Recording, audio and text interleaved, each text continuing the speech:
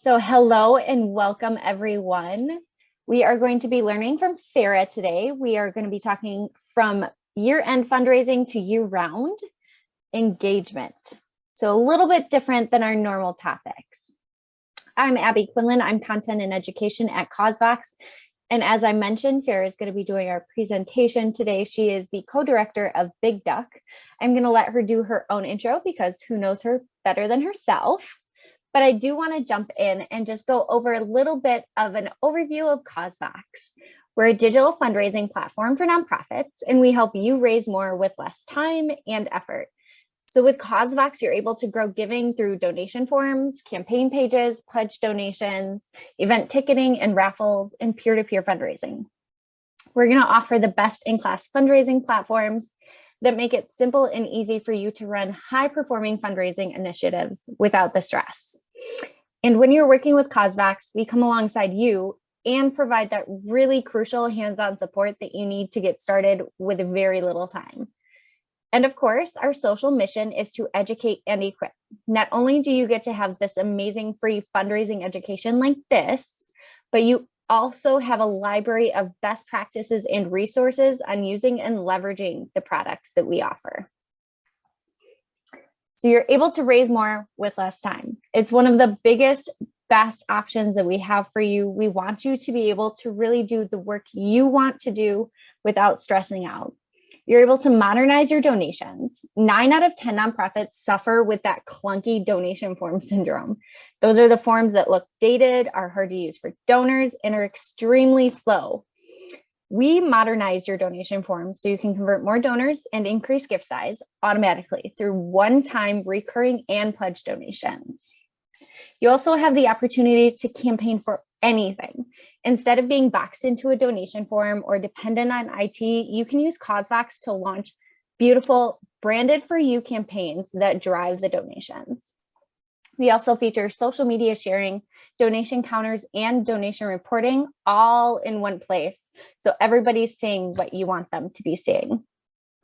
And we have a great hands-free peer-to-peer fundraising platform where you're able to reach new donors, which is pretty hard for most people. So we streamline that with this peer-to-peer fundraising. So you can use it for any run, walk, race. You're able to plug it into existing fundraising initiatives. You can try this with your virtual events or galas, and you'll see twice the donations. And finally, you're able to sell tickets. Events are hard enough to manage and organize. And we wanted to include this because you're able to use a ticketing site with CauseVox without going to a new location and a donation form all in one. You can make it easier by ticketing in one place. Sell free and paid tickets, take donations, and use it for raffle fundraising. All right, we're gonna jump in and let Farra take over. So welcome, Farra. Thanks for having me. I'm great. I am now able to share screen. So thank you everyone for joining. Want to invite you to introduce yourselves to each other. So feel free to hit the drop down and introduce yourself. My name is Farra Trompeter. I use she, her pronouns, and I'm with Big Duck. And as Abby said, I will tell you a bit more about myself, but just want to create a space since we're kind of in webinar mode and we can't really see and connect with each other. Tell us who you are, just so folks, maybe you'll find a new friend or see an old friend on today's conversation. So please chat to everyone when you have a moment. Oh, I'm realizing this actually has my old title on this slide. So I am now co-director of Big Duck. Big Duck became a worker-owned cooperative in November, and I am now co-director of the company. I have been with Big Duck for 15 years almost. I'm also a member owner as part of us being a worker-owned cooperative. If you'd like to connect with me, you can find me on Twitter at Farra, also behind the Big Duck handle. You can also find me on LinkedIn or email me at farra@bigduck.com. So feel free to connect with me and find me. Briefly about Big Duck. I don't know if any of you knew Big Duck from before today, but just to briefly let you know, Big Duck is a worker-owned cooperative that focuses on helping nonprofits, organizations, social impact organizations use communications to achieve their mission. And we particularly do that through the areas of building strong brands, strong campaigns, and strong teams. A lot of our work it does connect to fundraising, but also to outreach, advocacy, and other goals. A little bit briefly about me. I realize I skipped that. I'll come back to the slide. I got my start in fundraising in the nonprofit world over 25 years ago. I did a lot of direct mail, telemarketing, fundraising back in the 90s, got into online fundraising, and then got into broader communications and engagement strategies. So I'm now a person who does a lot of comms work, but I got my start in fundraising and look at the connections and think about the connections between communications and fundraising often. As I said, yes, we are 100% worker owned. We also are really working hard to make sure our values are front and center and how we work with ourselves, our colleagues, as well as our clients and other folks out in the world through trainings like this. And that includes working to center diversity, equity, inclusion, access, and anti-racism in all the ways we work together.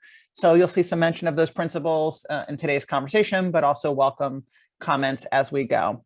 I will make time at the end for questions, but of course, as I'm going, if there's anything that needs clarification, feel free to use the chat and I will try and keep up with that as best I can. And again, thank you all for introducing yourselves. Feel free to keep chatting in who you are. So for today's conversation, we're going to talk a little bit about some principles connected to donor communications and why this topic of year-round engagement is important. We'll talk about some ways other organizations use to engage donors, specific steps you can take, and open it up to Q&A and share some resources. And again, I always appreciate these conversations as not just a chance for me to share knowledge, but for me to gain knowledge and create a space where you can share knowledge together. So if there are ideas you have or things you've done that have been helpful as we are presenting, please again, feel free to chat them out so we can all learn from each other. So I'd like to start. I've asked you all to chat in about who you are. I want to invite another chat prompt again to everyone that is, I donate to X because Y. X could be a very specific issue, a specific organization, and whatever your reason is, whatever you feel comfortable sharing. So for example, there's lots of things I donate to. One of the things I donate to is animal rescue organizations because I have rescued now 3 different cats. I am a cat lady. That's one of the issues I give to, and I have a personal connection to that. So I'd love it if you could just briefly chat in. I donate to whatever the issue or organization is and why you do that. So just give a minute, see if anyone wants to share with us what they donate to and why. Again, it can be a specific issue or an organization. So Heather, I donate to Wildlife Crossing Project because I care about biodiversity in my area, right? That's a real local connection tied to a personal passion. Ooh, worker co-ops. Hey, Rachel. Connect later. Elizabeth, Forward Through Ferguson. I'm going to chat about them briefly. You donate to Forward Through Ferguson because you care about racial equity. Fidel gives to animal and human rights, education, and arts because they meet their passions and experiences. Sierra donates to Dallas Hope Charities because they're helping serve LGBTQ homeless youth in North Texas. Peter donates to scholarships for talented kids from low-income backgrounds because upward mobility starts with education. Great. These are great. Margaret works and donates to the Cerebral Palsy Alliance Foundation because Margaret's grandson has cerebral palsy. So a real close connection to several of you sharing family connections to issues. Rachel chatting in, donating to the Indigenous Environmental Network because the original stewards of this land know what's needed. So great. So we all donate to things for different reasons.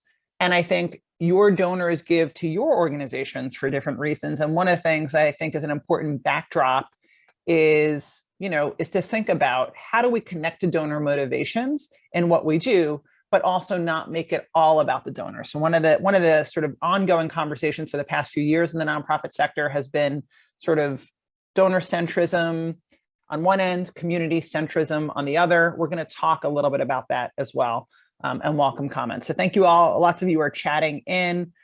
Please do keep those coming. So briefly about me, just to share like my brief donor and story. I started giving to organizations because it was instilled in me as a young person growing up. My father particularly was very involved in an organization called the Hunger Project. This is me when I was probably about age 8 or 9. I also played soccer. I have become a lot less athletic as I've gotten older, but when I was a young kid, I was much sportier. And he was involved. He helped organize the Long Island, which is connected to New York. I'm joining you all from Brooklyn, Lenape land. And so here I am with a billboard connected to that. When I was in elementary school, I was doing bake sales connected to the Hunger Project. And then as I got older, I started finding issues that came up through the rest of my life. And I like to, when I was in college, I don't know if anyone is joining us from DC, I went to American University. This is back in the mid 90s. I ran a student organization called Students for Healthy Decisions, where I helped organize the college campus to respond and partake in talk about issues related to sexuality, health and wellness, and in particular got the campus to walk an AIDS walk in Washington, DC. And this was us in the Washington Post with a little circle around me. I feel like I look like a Muppet in that photo. But again, like activism goes throughout life. And I think what's interesting is to think about all the different things that influence us and get us to take action, and both how we get influence and how we influence others.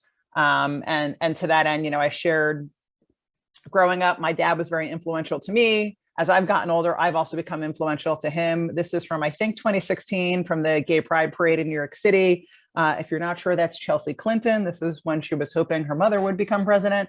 My dad is on one side of her. I'm on the other with a friend of ours. My wife, I think, might have taken the picture. She's not in it, sadly. And then again, so now I'm influencing my dad and getting him to show up for causes that matter to me. And then also continuing to be influenced by friends. So these are two of my friends and I outside of the Brooklyn Public Library sending postcards to get out the vote with our masks on, all safe and sound, back in 2020. So again, why we give both our time and our money and our talents, right, or to all different things. So I just wanted to share some of that. And again, always love hearing what resonates with folks. Okay, let's get into the topic. So the name of this session is from year-end fundraising to year-round engagement, because a lot of organizations receive a significant amount of support in December. Some don't, some do, and I'm just curious where you are. So take a best guess. If you know this number, great. If you don't, it's best guess. I think Abby's going to launch a poll where you'll get to just pick the number that you think comes closest to how much, what % of support you got online. So if you can vote just on the first poll, not the second one yet. I don't know if we can, I see that you've got 2 poll questions there, Abby. I don't know if folks can just vote on one, but they went away. Maybe you're changing that. Okay, it's okay. I think right now just vote on the first poll and then we'll bring it back up if that works. If not, we can have folks chat into the second one. So what % of individual gifts did you receive this past December 2021? Check the best answer. Don't worry about option 2 right now, question 2.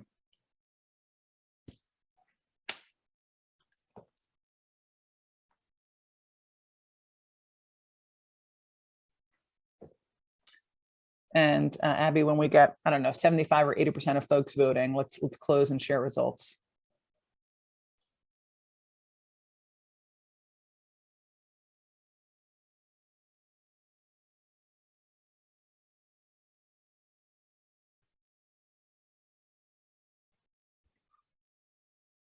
It's requiring you to submit. Okay, so in a few minutes, I'm going to talk about donor retention rates and ask about your donor retention. Outside of that information, it's fine. Just share, holding on to your donors. A lot of organizations, will talk about that in a moment, have a hard time doing that. So curious where you all are in that. Okay, so to the first question, what % of individual gifts did you receive this past December? Looks like, about a little more than a quarter of you said 75%. Wow. Another quarter of you said, I'm not sure. And then that's followed by 50 and 50%, and then some getting equally 50 and 20. So we're all over the map, but it's interesting to see the biggest amount is in that 75%. And to the question of donor retention, several of you said you weren't sure, but many of you said, yes, you do have an issue with that. So we're going to talk about both of those topics.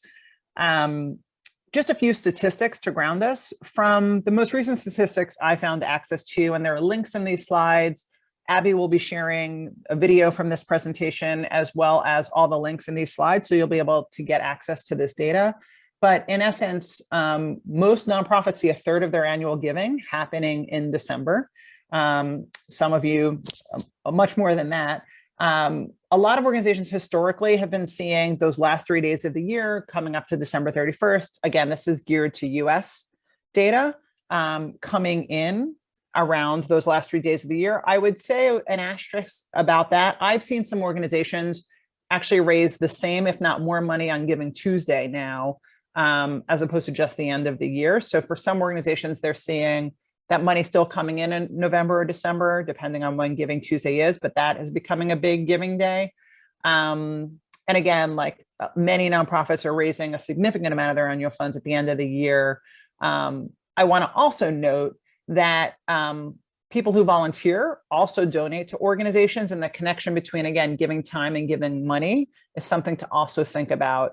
So I just want to like ground us in some statistics. The stats for your organization may be different, but again, we know year end is a significant time of the year for giving.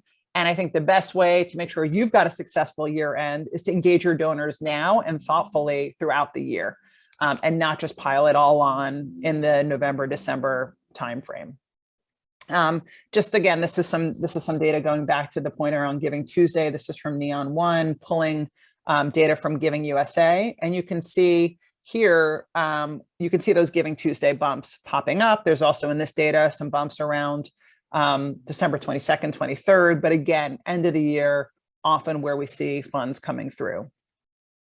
The other thing that I think is really interesting about donor shifts, and this comes from Giving Tuesday and a report they put out last year, is not only are we seeing, we're seeing growth on both kind of across. The biggest growth we're seeing is, yes, in supersized gifts. We're hearing about the Mackenzie Scotts of the world giving millions and millions of dollars, and that's great. But we're also seeing a lot of growth in smaller donations less than $500.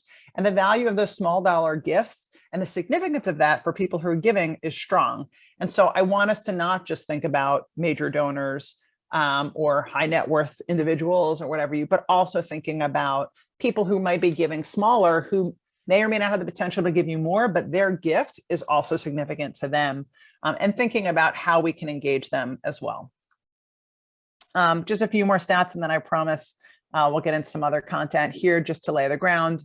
Again, to show where we see this growth happening, this blue line here, again, I don't know how, I apologize if this is not fully accessible. I just pulled this data from other organizations. You can see this big jump in the past few years, 2019 and 2020, in these smaller gifts. So again, it's just something, a lot of my thinking and my experience is with these smaller gifts, and something that I think can be worth paying attention to, and especially using online tools and engagement platforms like our friends at CauseVox to engage that audience. So let's talk about your donors. What we are seeing, we are seeing that donor retention is a challenging problem overall for nonprofits. The Association of Fundraising Professionals puts out the Fundraising Effectiveness Project. They actually put out quarterly reports. This data was gathered by Bloomerang and looking at year-to-date data for the past few years. And we can see that overall retention is somewhere between 40 to 50%. So thinking about, you only have a 50% chance of keeping that donor you get this year to give next year. And that's hard when you think about like how much energy it took to get that donor to give, and there's a 50-50 chance you're going to lose them. What I believe is that if we can communicate well, we can increase that percentage. I can't promise any data, but I think if we can use communications and think about our strategies and tactics a little differently, we might be able to push those numbers up. Those retention rates get a little bit different when we break out new donors versus donors who've given more than once. As soon as you get someone to give a second gift, you increase the chance that they're going to keep giving to you. So getting that first-time donor to become a second donor is critical. Some organizations make really unique approaches to focus on that segment, something definitely to think about. And again, for those of you who said not sure when we asked that question, one thing you might do after this webinar is try to see what data you do have access to, looking at 2020 versus 2021 giving, and try to break out your retention rates overall, your new donors, your repeat donors, and maybe even your lapsed donors who came back. So Fundraising Report Card pulls data from a few different databases, and they put out this data that changes constantly. This screenshot is from a few days ago. looking at those retention rates from first-time donors, repeat donors, but also reactivated donors. That's another segment to pay attention to. People maybe who gave to you a few years ago, but stopped giving, maybe doing some things to bring them back. And you can see that that can actually be also successful. The data points at the bottom, the 17.79%, 30.84, 50.54 comes from 2021. But you can see how these numbers have shifted over time. And in fact, retention rates were higher in 2019 for some of these categories than they were in, for many of these categories, actually, all of them, than they were in 2021. So I think we're seeing that it's harder to get donors to give, and donors are giving maybe to more things. And on one hand, maybe that's good. Maybe we celebrate people are supporting more organizations, but as you're thinking about your organization, it's just something to understand to see where you match up to these stats. So again, I had asked, you can chat in. I'm curious in particular for anyone who knows their donor retention rates, if they are better than average, if that's your organization, if there's anything that comes up for you while we're talking around what you've done to do that. I think it's always great, like I said, to learn from each other. So I'm going to keep going because we had launched that poll. And again, as we go, if you have questions, feel free to submit them. We'll do our best to keep an eye on that. So as I mentioned earlier, I do believe that good communications can help us retain donors. This data here comes from an ebook Bloomerang just put out about lapsed donors. And I think one of the things that is interesting about this data is there are certain things we can't change. We can't change if a donor passes away and no longer can give to us, or believes that an organization or says they can't afford to give to us anymore, or that other organizations they think are more important to them, right? We can't change if their motivation changes. But things like thinking that the organization doesn't need their support, they never heard back from the organization, so they don't remember giving to them, they never got thanked, maybe they asked for something to change and it was never addressed, even if it was, sorry, we can't do that. Those kind of things are things that we could think about responding to and changing in our donor communication so that maybe we can move the needle and get a few more to stay with us. We wrote an ebook at Big Duck about particularly around major donor and capital campaign communications, but I think these principles can apply to all donor communications, which is the idea of inspiring, informing, and reassuring, right? Explaining to a donor what we're about, where we're going, making sure they understand who we are, and making sure we're consistent in how we speak about what we do, and providing the right amount of details about campaigns we're putting forward, and making sure donors know how we're spending their money. Those are good basics to think about, and look at your communications to see if there's room to do any of that. The thing that's, I think, really critical when we're looking at any kind of communications is to think about audience priorities and who we're spending our time on. This graphic, this bullseye graphic, comes from a book that the founder of Big Duck, Sarah Durham, wrote called The Nonprofit Communications Engine. And it's just an idea to say, like, who are the audiences you must engage, who are the ones you should, and who are the ones you could. And I think it could be interesting to think about, look at your 2021 communications to donors and prospects. Who did they go to? Who did you spend most of your time with? Were you talking to your existing community? Were you trying to bring in new prospects? Were you trying to reach every single person? We often see the biggest return on engaging the audiences that have the closest connection to us. That doesn't mean we should ignore everyone else, but just looking at where are you spending your time, and should any of that shift moving into 2022? So, donors don't always neatly stay on a straight line. They don't give once, give again, all of a sudden give more, go from a one-time donor to a monthly donor, to a major donor, to a donor who gives you a bequest and a planned gift. They often come in and out. And one thing to think about is kind of, where are your donors showing up? And again, are there different strategies you might want to put in place for different segments to get them to either come back, to stay with you, to make a bigger gift?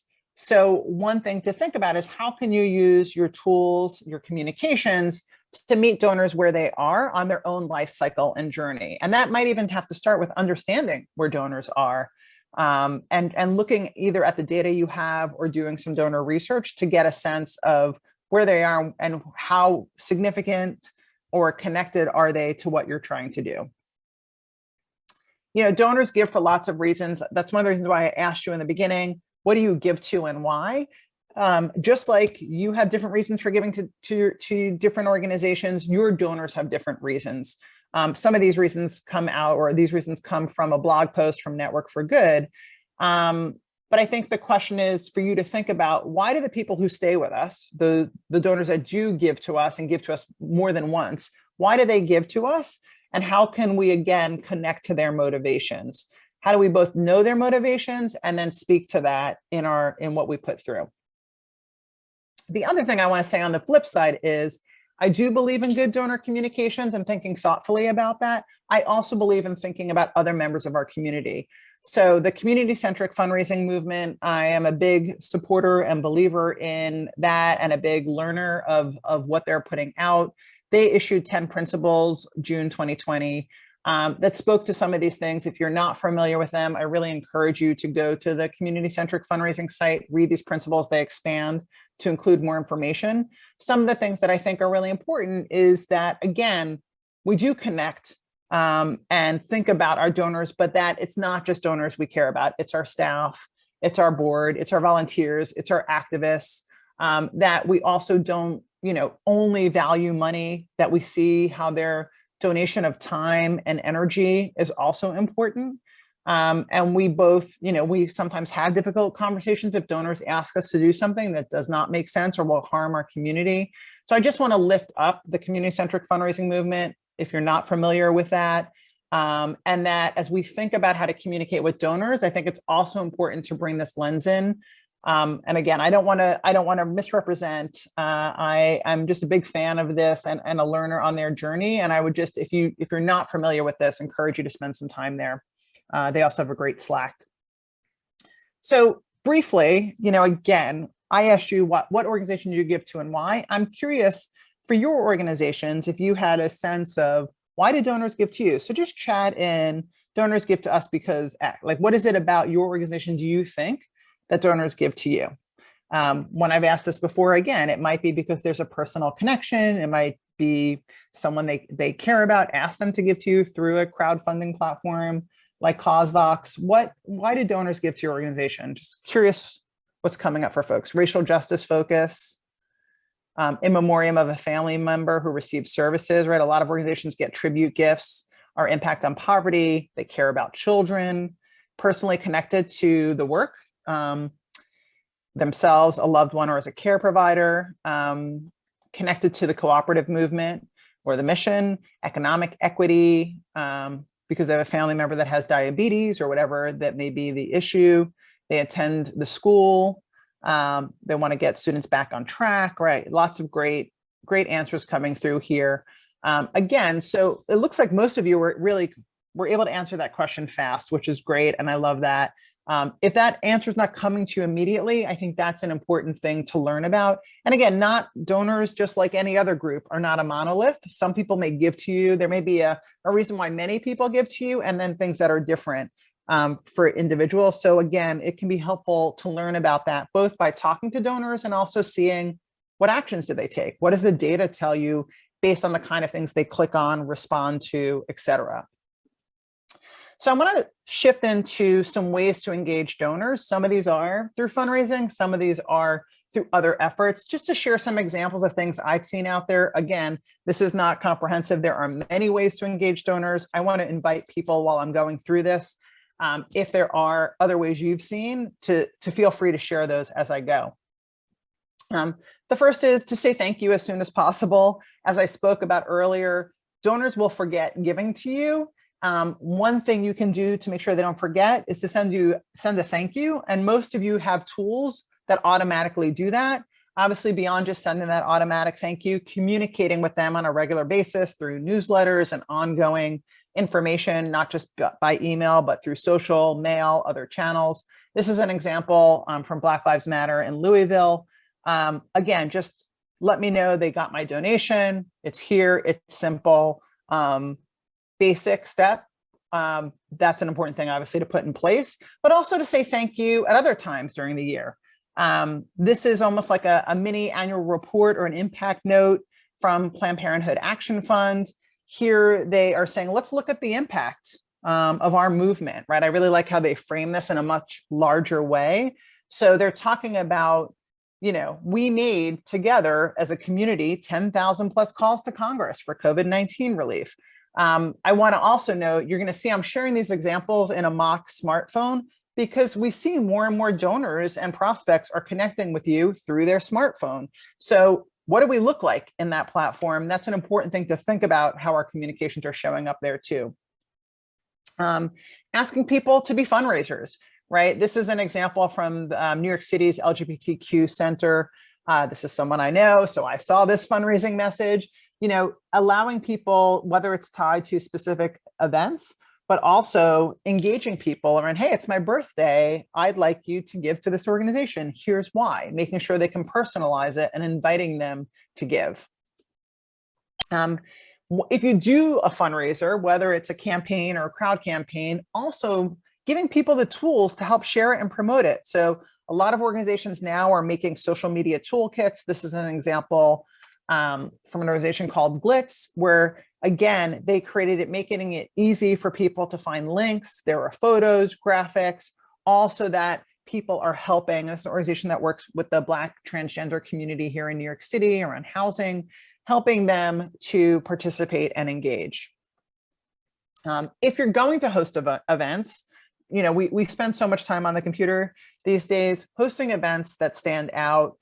This is an example from a gala in 2020 that the Shriver Center on Poverty Law hosted, where they had a 3-day event with different speakers and different topics. They didn't take the usual 3-hour dinner and just say, well, we can't do it in person, so we're going to do that online. They broke it up and did it differently and invited people to engage in different ways. And that really is something that people are like, oh, wow, I learned from this. I got something out of this. I met people. And now I see you as a connector and a different role you play in my life, not just something I give to, but something I get from.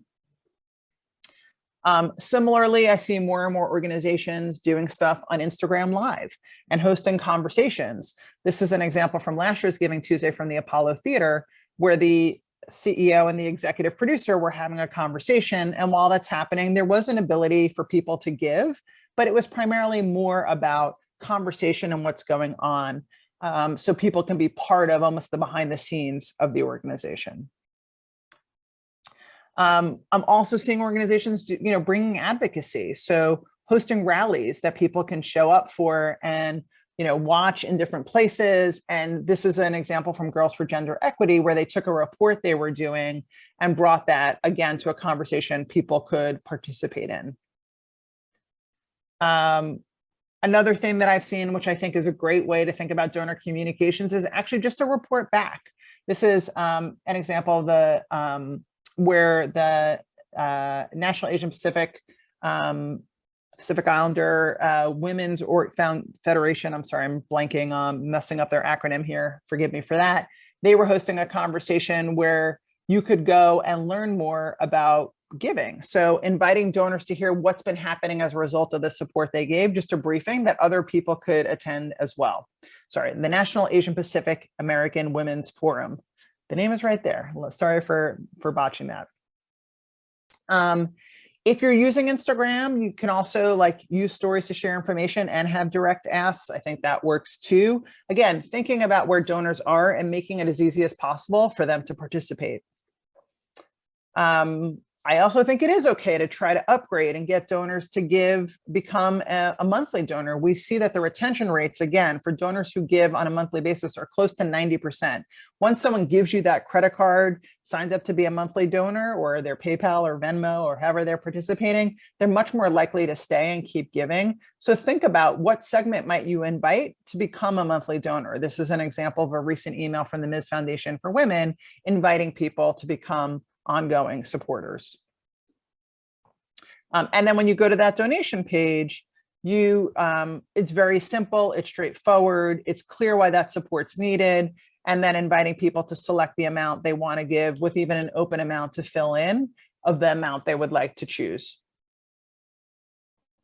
Sending out a survey. I think it's really important to, like I said, to get to know your donors.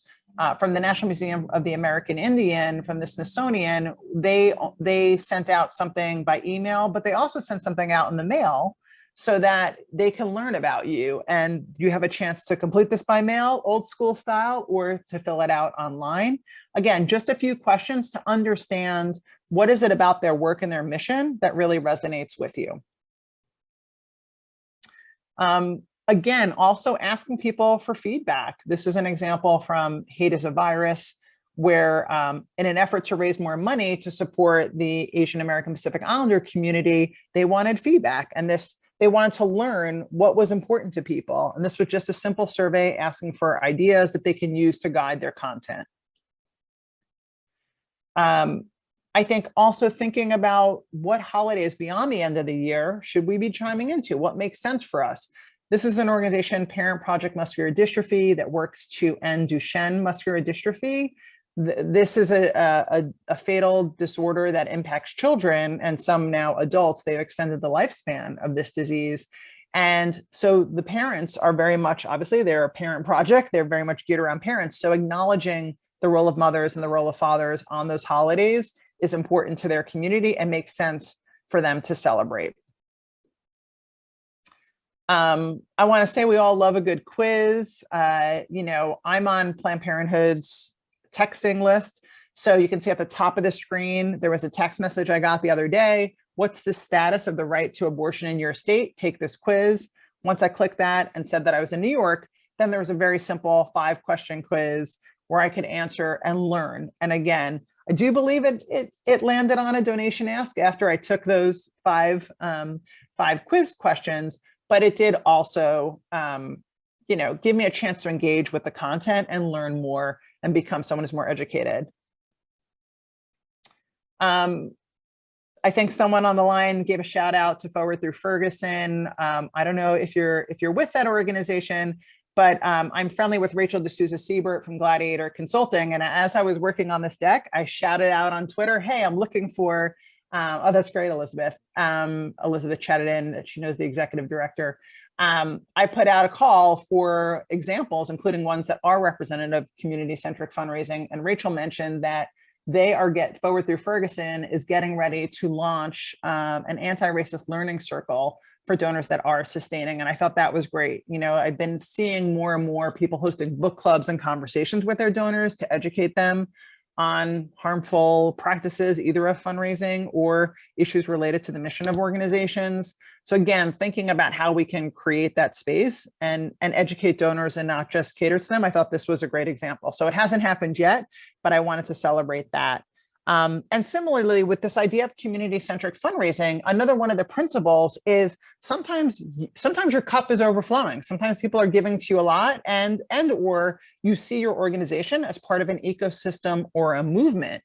And in this case, on Giving Tuesday, I was really excited to see a lot of organizations, maybe not some organizations, shouting out and amplifying other organizations. So this is the Southern Utah Wilderness Alliance.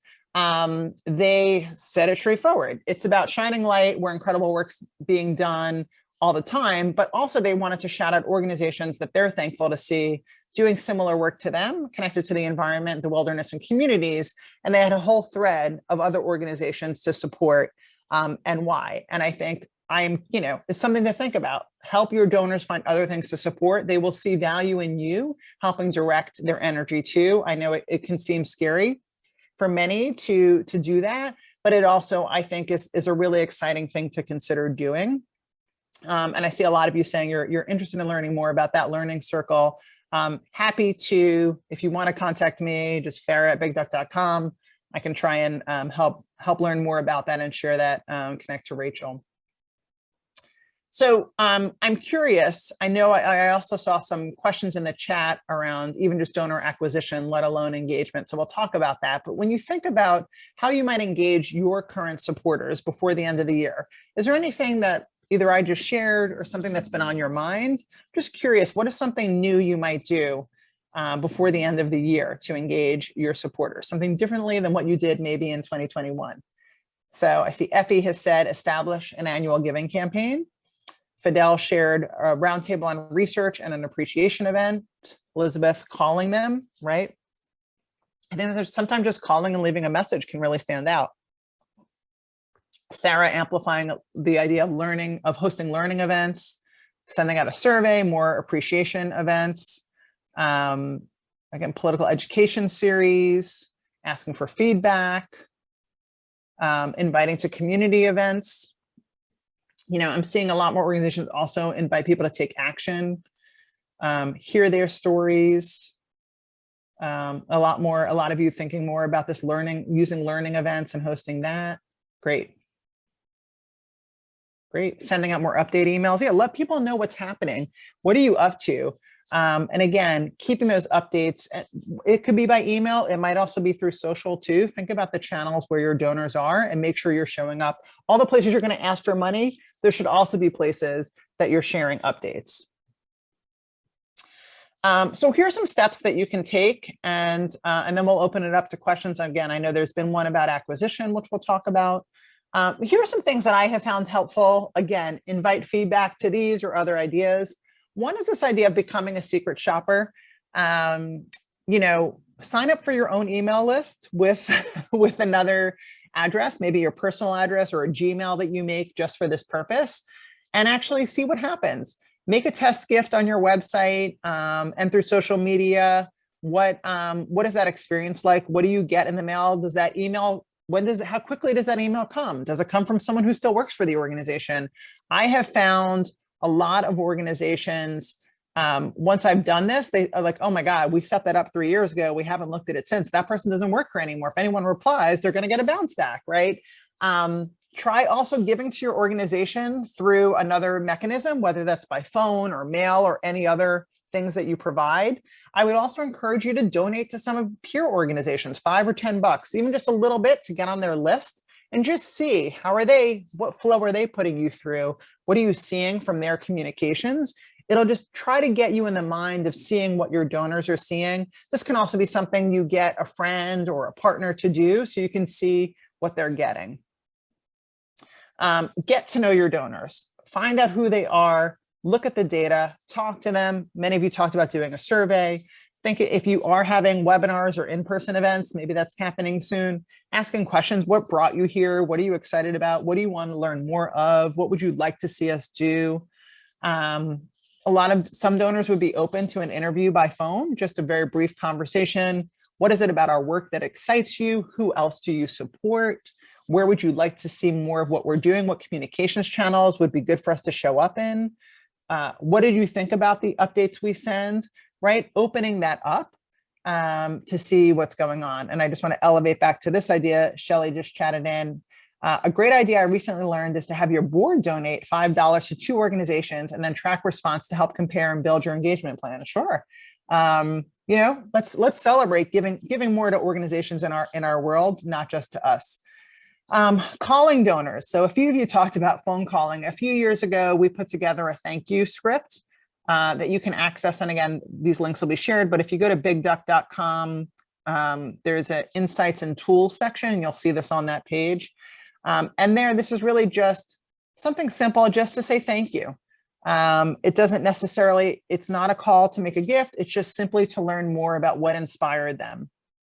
And including a question like, would you like to do more beyond giving? What are some things that you'd be interested in doing? This can be a great thing to ask board members to do. This is the kind of thing I often encourage people to do around Thanksgiving, like a thank you moment. A few of you talked about appreciation, but also depending on the volunteers, the interns, the team time you have, maybe this is something that happens after every donor gives.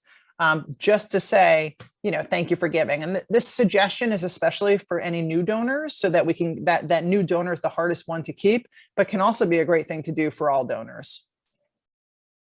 Segmenting. We talked a little bit with the idea of different retention rates based on whether someone was lapsed or a new donor or repeat donor, right? The donor behavior is one way to segment.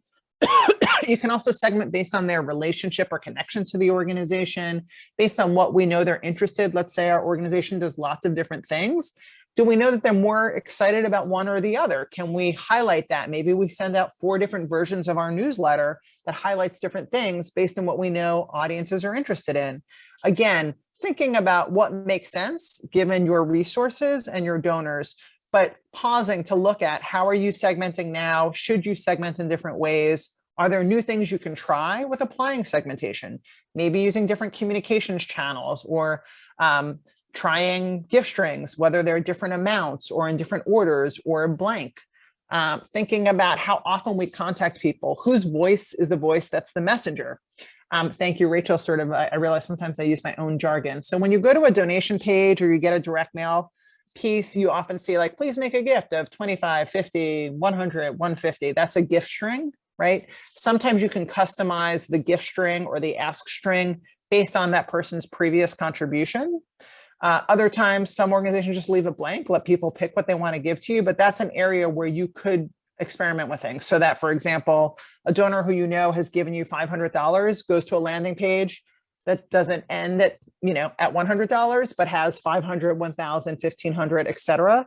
Some organizations do have unique landing pages that connect to that donor behavior. One of the most important things is that if I do get to your donation page, is it easy for me to give? This is another, I'll talk a little in a second about auditing, and that, again, coming back to that idea of being a secret shopper. This is an example from Color of Change. This is on my desktop, but it's easy to look at on my phone as well. And again, there are multiple ways of giving. They have credit card. They also have PayPal. Again, I'm seeing more organizations now open up to Venmo, Cash App, making it as easy as possible for people to give, click buttons, keeping the copy straightforward and simple. These are, I think, important things to think about. I'm going to wrap up in just a moment, open up to your questions. I think also thinking about different ways people can give. I'm one of the last people who can really get deep into Bitcoin and crypto, but maybe that's, more organizations are doing that. I know there's a group called the Giving Block that talks a lot about crypto. And this is the New York Cares here is opening that up. I think American Cancer Society allows people to give through cryptocurrency. Can't say I'm an expert on that at all, but again, like if that's where your donors are giving and have time to give, that might be something to think about. Again, also thinking about inviting donors to be volunteers, to be activists, to give in other ways beyond through money. Of course, wouldn't be a CauseVox related webinar if I didn't talk about creating a crowdfunding campaign. This is an example of a crowdfunding campaign on their platform. We reposted a blog that they did a few months ago on running a great crowdfunding campaign, but I have participated in many of these as a board member of organizations, and it's a great way. It can be easy to set up and then get people to give through their own personal connections and help you build again, more of a base of supporters. That's definitely something I think that's worth experimenting in. It can be a great way to get your donors to be fundraisers for you. It can have its own retention challenges, but it's definitely worth thinking about. And then a few last things. Measure, right? Many of you said you weren't sure what your rates were. There are some tools out there. M&R, which is another agency, puts forward every year an annual benchmark survey. They now have over 10 years of benchmarks, and you can go in and type in what you experienced with your online fundraising in particular, and how an advocacy and how that compares to organizations in their study, and see how you're doing compared to others. And that can be helpful. I think it's also important to look at how you're doing against yourself. What happened in 2019 to 2020? What's happened 2020 to 21? Where are you growing? Where are you declining? And what can you do to address that? Finally, I think look at your communications. What are you putting out? How often are you communicating with supporters?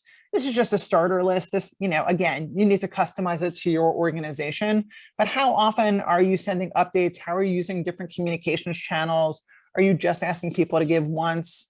Have you thought about a unique campaign to lapse donors to bring them back or reinstate them, inviting people to become monthly donors or sustainers, hosting briefings, thanking people, just sending random notes if you know it's their birthday or something else. I know some folks in fundraising will friend donors on LinkedIn and celebrate when something happens in their professional lives. What is right for you and your organization? So I'm curious, I don't know if we've got this one set up as a poll. I just laid out a bunch of steps that you can take. I'm curious what feels like the first step for you. So Abby, is that set up as a poll? That is not. Okay. So feel free just to chat in if any of these are coming out to you, something that you think you need to work on. If you see anything here, becoming a secret shopper, getting to know your donors through research, developing and applying segmentation, revamping your donation page, adding new ways for people to invest their time, their money, their talent, crowdfunding, evaluation, or building out a schedule. A lot of you talking about building out a schedule, donor research, yeah, segmentation, good. So, pick in where this is connecting to you.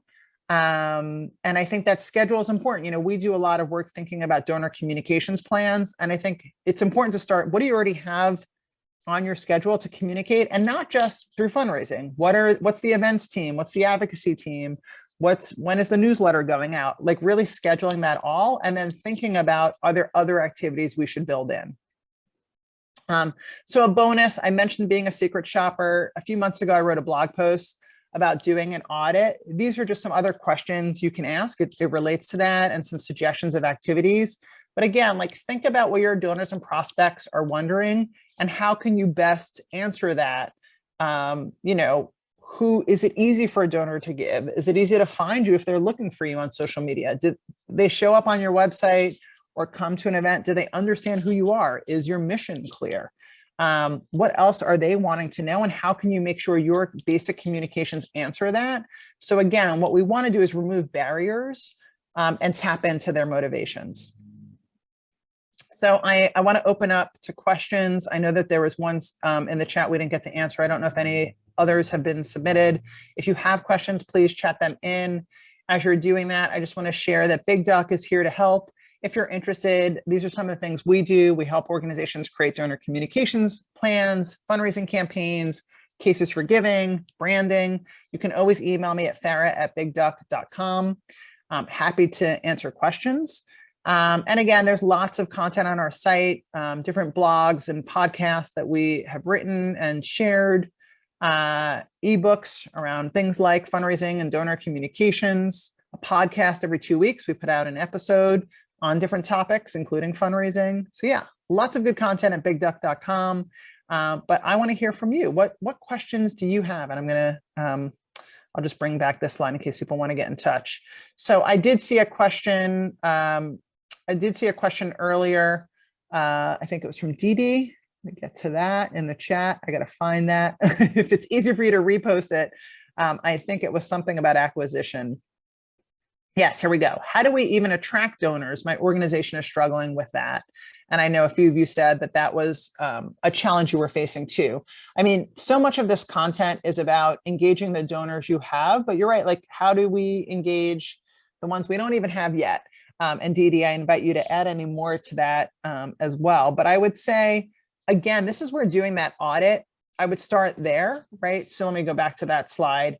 If you haven't done this, do that secret shopper, take an audit and a fresh look, because before you invite people into your house to give, you want to make sure all of these answers are in place, that is clear why people should give, that you are thinking about what's going to happen once they give. Do they get that thank you? How often will they hear from you? Do you have a schedule of activities in place? So I think you want to bring people, think about how you're going to bring people in. And then when you think about reaching people who don't give to you, again, I think the more you can learn about the people who already give to you, what is it about your organization that is connected to them that led them to want to give? If we can learn what the ones who do give to us care about, we can then use that to maybe attract others. How did those donors find you? What was it about you? I do think, crowdfunding can be an exciting way to reach new donors, so that let's say my organization is hosting a big campaign. If I then, as a board member, volunteer, donor, staff member, set up a page as part of that, then now all of a sudden my friends and network will give. So I think crowdfunding is a really exciting way, and Abby can probably answer questions about this too, to bring in new donors. I will say it can also be hard though to hold those donors. If somebody gives to a campaign, I've hosted a few crowdfunding campaigns for a group called N10 that I used to be on the board of through CauseVox. And people have given in part because they know me and they know the organization, but anyone who's given just because they're my friend, it can be hard for them then to build an overall relationship. So I think if you do crowdfunding, you need to have some strategies in place, but that's a great way to bring new supporters in. But I would simply say, learn more about the supporters who give to you, check that you've got things in place, and then try to broaden beyond that. I see that we've got questions both in the chat and in the Q&A. So I'm trying to think about, I want to try to answer as many as we can. So Safia has put a Q&A in. We send out quarterly newsletters, but would like to send 1 or 2 more communications. Aside from a survey, is there anything else we should be thinking about? This would be during non-campaign times. So I think, Safia, I mean, I would look at, one thing that I think a monthly newsletter, I'm going to go back to this list, would be something to think about. Depending on what goes into creating that quarterly newsletter, it might be better to do something simpler on a more regular basis. You might test that for a quarter and see what the open and click-through rates are like and how much time it took to produce a monthly newsletter compared to when you do it quarterly, and see if you're seeing any difference in how people are engaging with you. I think the other things to think about are updates on things that are happening. If there's any actions people can take, whether that's an advocacy action, a learning action, take this survey, learn about this issue, fill out this quiz, attend this webinar and briefing. So I think, again, inviting people in to engage with the content and learn about your mission in ways beyond just year-end and other campaign times. I hope that's helpful. I'm just going to go back and forth between the questions here. I see one from Effie. When it comes to social channels, how frequently should donor content be included for channels that are primarily targeted toward the organization's customer, i.e. parents or students, who maybe are more like beneficiaries of the work? I mean, I think, I don't have an exact percentage. I would say, if I had to guess one, I think we're talking 80-20 or 90-10. 10 or 20 being the donor related communications. And by that, I mean, again, I think if most of what people are looking for on social tends to be updates, engagement, actions they can take, questions they can answer, images they can see, videos they can watch. If it's all fundraising, they're going to get turned off and they're not going to want to come there. But if you can provide, they're giving to you probably because of the work you do with parents and students. I don't know your organization, I'm just going to guess. So what donors want to see mostly is that. I think in terms of making direct asks, that should only be, again, let's call it 10 to 20% of the time, if that. I would look at what you've done in 2021, checked out, see like what that has resulted in, and question, should you do more or less? This is also a good place to look at your peers, see what they're doing, or maybe even talk to them about that. But I think you don't want your channels to be fundraising, fundraising, fundraising, especially on social. That said, I think periodically sharing updates, letting people know what's happening and thinking about that, it is healthy. So again, I don't have an exact number, but I think it would be in the 10 to 20% of the time, more of a smaller number. Abby, did you want to chime in with something? No, we just have about 5 minutes left. So I wanted to make sure Okay. everybody's getting their questions in first. Yes. And again, if there are questions I can't answer on this webinar, you can always find me at farra@bigduck.com. And of course, in all the places on the internets. I have to touch on this one. Mandy just posted, comprehensive annual reports are an enormous amount of work. Have you found they're worth it, especially for a small shop, trying to figure out if we should attempt this? I got to say, I think that this has been really interesting. I've been at Big Duck for almost 15 years. I've been in the nonprofit communications and fundraising world for 25 or 30. This is one of the changes I've seen that I think is for the best. I mean, annual reports, the default for annual reports 10, 15 years ago were 40-page, big brochures that took 6 months to create and get out there, all this money to send. Maybe you included a reply envelope and got something from it, but it took all this labor to put it off. Most organizations are moving away from that. I think that's a good move. There are certain things that you might need to share in an annual report for funders or for some donors. Sometimes literally what I'm seeing are groups going to a 1 to 4 page annual report that might have the financial pie charts, might have a quick, highlight of some achievements, but I would say shorter and simpler, I think, is the way to go. Kivy LaRue Miller has some great content on annual reports. If you go to nonprofitmarketingguide.com, and I see, I would encourage you to look at nonprofitmarketingguide.com and just search for annual reports. She's got some great content that, again, supports this idea of simpler and shorter. I also love that, I think, if I'm right, Elizabeth, that's the Center for Reproductive Rights. The annual report from them is in the chat to take a look at. I will definitely look at that after this call. So again, something simpler, straightforward. What do people really need to know? That would be my overall advice on that. Actually, I do want to chime in on Yeah, that one. please. I have my clients create snapshots. We don't call them annual reports. So it's just a very focused, like, overview of what people actually care about. Because if they're looking at your financials in detail, it's like the general grant refunds. Like, you don't need to do that. Your donors aren't really interested. So adding in what they are is going to be important. Yeah. Yeah. If you remember that example I showed from Planned Parenthood Action, that was just like a quick, here's a snapshot. I like that, Abby. I'm going to use that. Here's a snapshot of what we're doing. You know, we all have what I think it's come out that humans have a shorter attention span than a goldfish. I think a goldfish can hold attention for 7 seconds. We're maybe at 3 to 5 these days. So no one, like, just quickly get them, give them what they need to know, move on. And the same again with newsletters and annual reports. I know we've got, let's see, one more minute. I'm trying to keep up with all the questions coming in. All right, there is one here. Andrew says, what's the difference between marketing and communication? You know, we have there's an official definition we put forward in Sarah's book, The Nonprofit Communications Engine. I don't have it off the top of my head, but one way I think about it is, you know, some organizations, frankly, use these terms interchangeably. Some have express definitions and purpose statements for what each are. I think generally, big picture, many people think about marketing as what we do to bring people in, and communication as what we do once they're already in. So marketing might be, let's say, putting a Google ad or a Facebook ad up to bring people to our site to sign an alert, whereas communication are things like our newsletter, right? What's happening to respond once they're on our list. So marketing often is, again, about bringing people to you, and communication is about what happens once they're already, it's like inbound versus outbound. What happens once they're already on our list and we can communicate to them. But if you email me, I can send you the formal definition. I just don't have it off the top of my head. But it's a kind of exercise that can be helpful to define for your organization. So Abby, I think we might be at time. I'm sorry I didn't get to every single question, but again, feel free to connect with me or Abby after today's conversation. Yes. Thank you everyone for coming. It was a great session. Thank you, Farra. Thank you.